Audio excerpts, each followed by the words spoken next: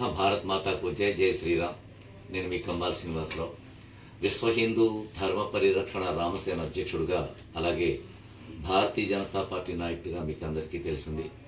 నేను మళ్ళీ చెప్తాను, ఇది రామసేన తరపు నుంచి నేను ప్రకటన చేస్తాను.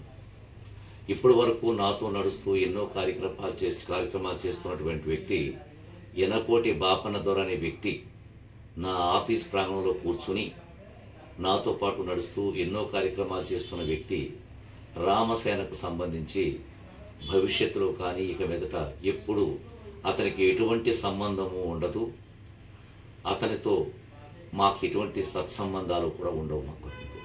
అలాగే అతను ఎవరినైనా కాంటాక్ట్ చేసి కంబాల శ్రీనివాసరావు గురించి కానీ రామసేన గురించి కానీ మాట్లాడినట్లయితే నా ఫాలోవర్స్, నా అభిమానులు, స్త్రీలు, పిల్లలు, పెద్దలు అందరికీ కూడా నేను డైరెక్ట్గా చెప్తున్నాను, అతని ఫోన్ బ్లాక్ చేసి అతని నెంబర్ డిలీట్ చేసి అతని కాంటాక్ట్లోంచి తీసేయవలసిందిగా నేను అందరినీ కోరుకుంటున్నాను.